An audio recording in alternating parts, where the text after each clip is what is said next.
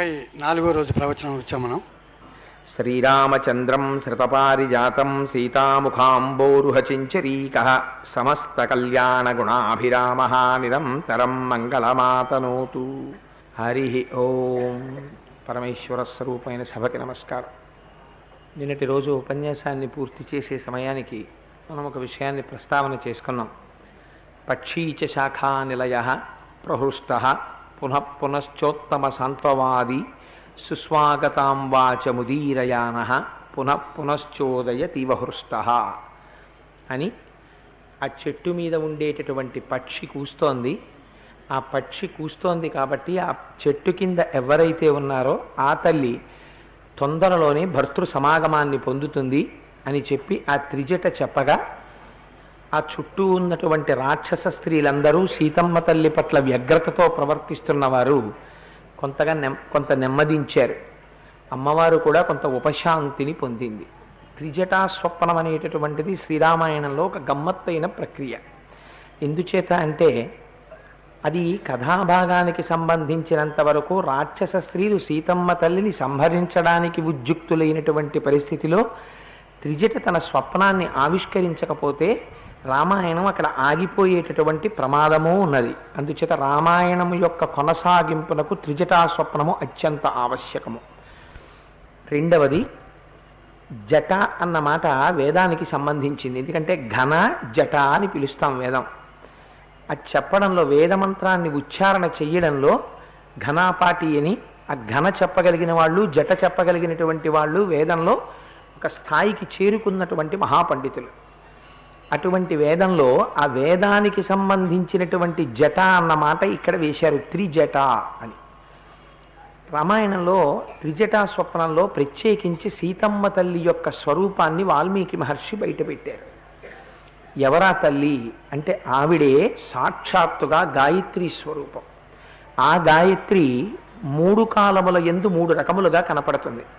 ఉదయకాలంలో సంధ్యావందనం చేసినప్పుడు ఒక పేరుతో పిలుస్తాం, మధ్యాహ్నం సంధ్యావందనం చేసినప్పుడు ఒక పేరుతో పిలుస్తాం, సాయంకాలం సంధ్యావందనం చేసినప్పుడు ఒక పేరుతో పిలుస్తాం. 3 కాలములలో సంధ్యావందనం చేసేటప్పుడు 3 పేర్ల చేత పిలువబడి ఉపాసన చెయ్యబడి ఈ లోకమునంతటిని రక్షించి ఐశ్వర్యముతో ప్రారంభించి జ్ఞానము వరకు సమస్తము ఇయ్యగలిగినటువంటి అమ్మ యొక్క స్వరూపమే గాయత్రీ స్వరూపం. అటువంటి గాయత్రీ స్వరూపంగా నిరూపించారు ఈ త్రిజటా స్వప్నంలో. అది వేదవాక్కు. సంప్రదాయములు ఎన్నైనా ఉండొచ్చు, కానీ ఏ సాంప్రదాయం వాళ్ళైనా సరే సంధ్యావందనం విడిచిపెట్టడానికి మాత్రం వీల్లేదు. ఉపనయనం చేసుకున్న ప్రతివారు వారు ఏ సంప్రదాయము వారైనా సంధ్యావందనం చెయ్యవలసిందే, గాయత్రీ మంత్రం చెయ్యవలసిందే. ఆ గాయత్రీ మంత్రంలోంచే బుద్ధి ప్రచోదనం వస్తుంది. అటువంటి గాయత్రీ స్వరూపంగా అమ్మవారిని ఆవిష్కరించి తదనంతరం అమ్మవారికి జరిగినటువంటి శుభముల చేత ఎడమ కన్ను అదరడం, ఎడమ తొడ అదరడం, కట్టుకున్న పట్టుపుట్టం కొద్దిగా కిందకి జారడం మొదలైనటువంటి విశేషముల చేత అమ్మవారికి త్వరలో శుభము ఉన్నది అని మళ్ళీ కథాపరంగా ఒక నరకాంతకి ఏ రకమైనటువంటి శకునములు జరిగితే రాబోయేటటువంటి శుభం సంకేతింపబడుతుందో అటువంటి రకమైనటువంటి శకునముల చేత మహర్షి సీతమ్మకి జరగబోయేటటువంటి శుభాన్ని ఒక్కసారి జ్ఞాపకం చేశారు. అక్కడ వరకు జరిగిన తరువాత రాక్షస స్త్రీలందరూ ఉపశమించారు. తల్లి మాత్రం విశేషమైన ఖేదపడింది. రామాయణానికి ఉన్నటువంటి గొప్పతనం ఏమిటంటే రావణాసురుడు దేనివల్ల మరణించాడు అంటే, రావణాసురుడు మరణించడానికి కారణం హనుమ చెప్పారు. సుందరకాండ చివరిలో రేపటి రోజున చెప్తారు. రావణుడు ఏనాడో నిహతుడైపోయాడు అని చెప్పారు వానరులతో. రావణుడు బ్రతికి లేడు, రావణుడు ఎప్పుడో చచ్చిపోయాడు. ఎందుకు చచ్చిపోయాడు? అమ్మవారి పాతివ్రత్యం చేత మరణించాడు అన్నారు. మరి రాముడు ఎందుకు వెళ్ళి వెయ్యడం బాణం అంటే నిమిత్తము అన్నారు. అంటే అమ్మవారికి అయ్యవారికి అభేదం. అయ్యవారి యొక్క శక్తి స్వరూపమే అమ్మవారు.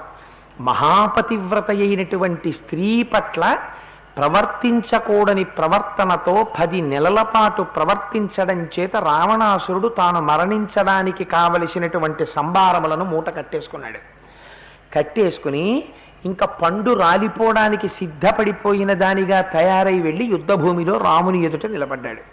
పాపము పండిపోయింది కనుక బాణం వేసి రాముడు కొట్టేశాడు. అందుచేత రామాయణంలో అందుకే సీతాయాశ్చరితం మహత్ అని పేరు పెట్టారు మహర్షి. ఒక పతివ్రత, ఒక స్త్రీ ఎటువంటిది సాధించగలదో నిరూపించారు రామాయణంలో.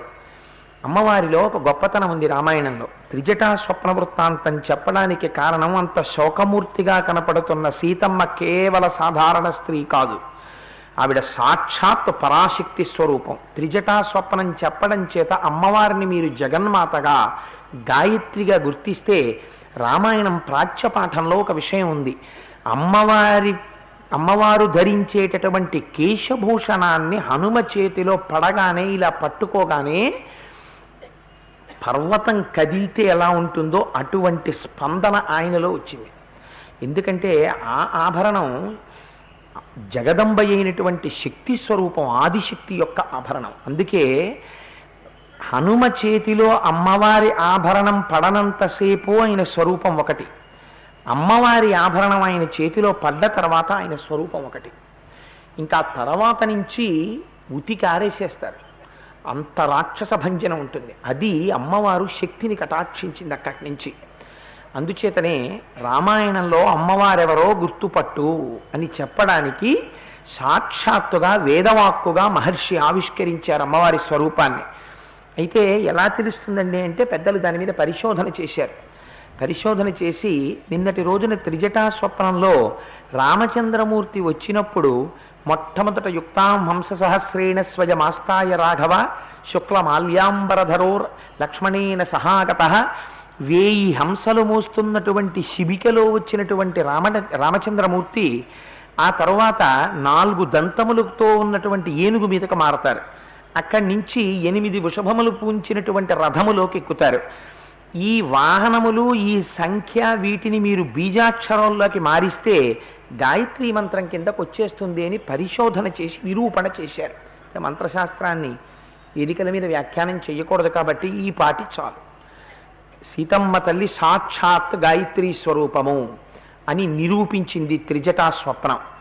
అదే కాలమునందు వేదము యొక్క మాట మాట్లాడుతున్నారు కాబట్టి ఎంత అందంగా మాట్లాడారంటే త్రిజట ఒక మాట చెప్పింది, నాకు రాముడు రాముడుగా కనపడలేదు.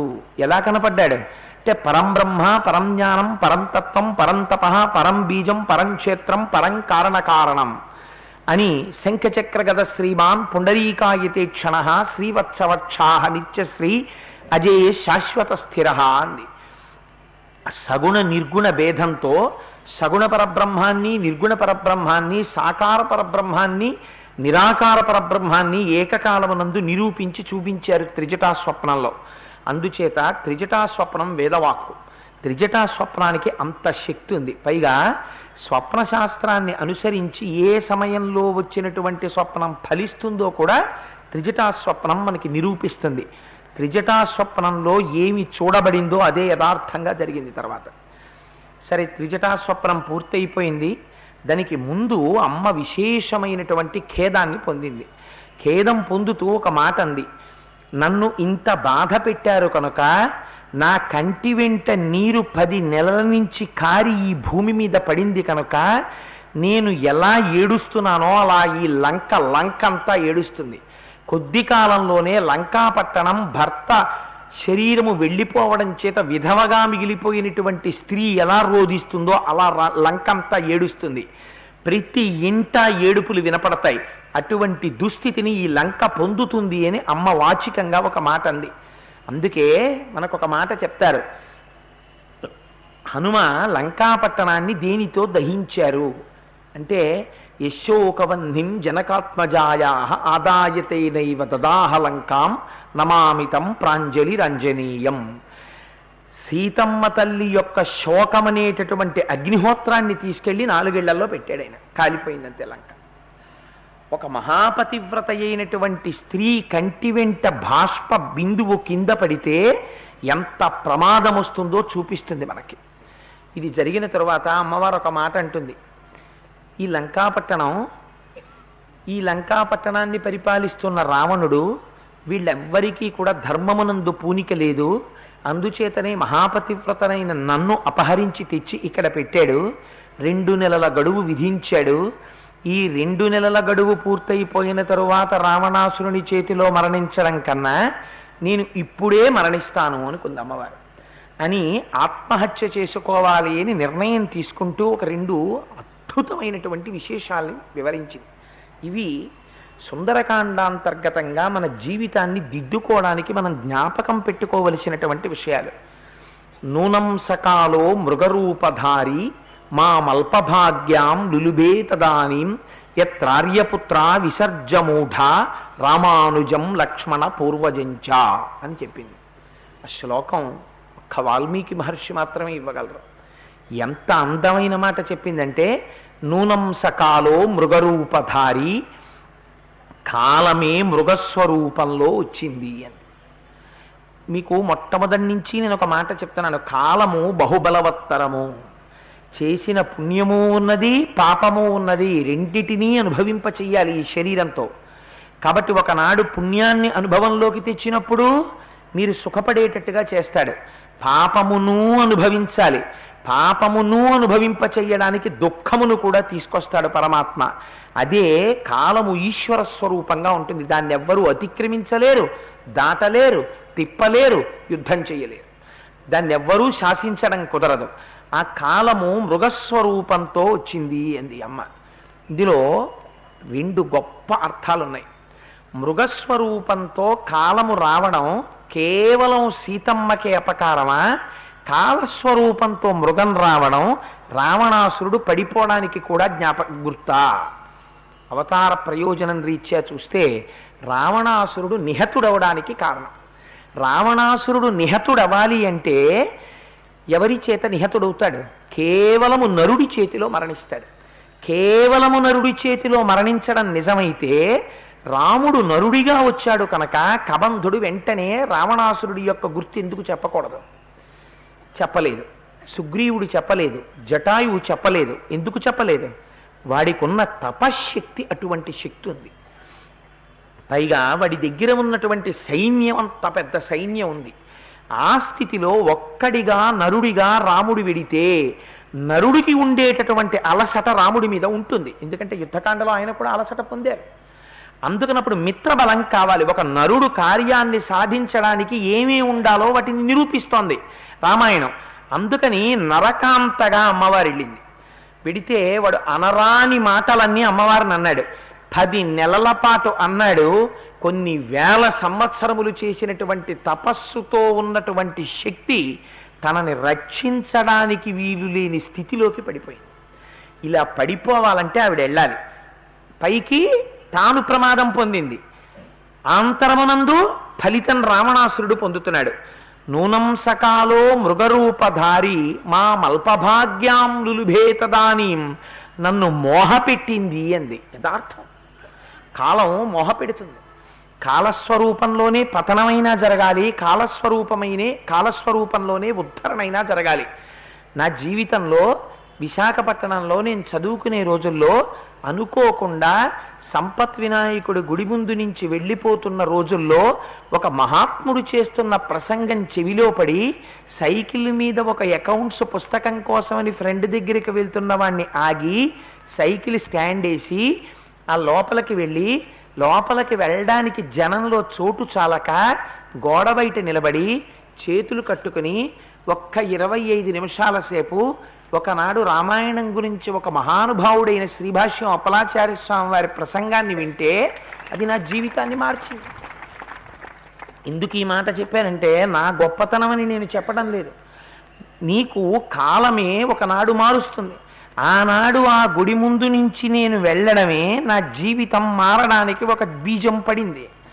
ఆనాడు ఆ గుడి ముందు నుంచి ఆ సమయంలో ఇంకొక 20 నిమిషాల తర్వాత నేను వెళ్ళుంటే బహుశా రామాయణం నందు నాకు ఇంత ఆసక్తి కానీ ఏదో రామాయణం చెప్పాలన్న ఇంత తాపత్రయం కానీ బహుశా నాకుండి ఉండకపోవచ్చు.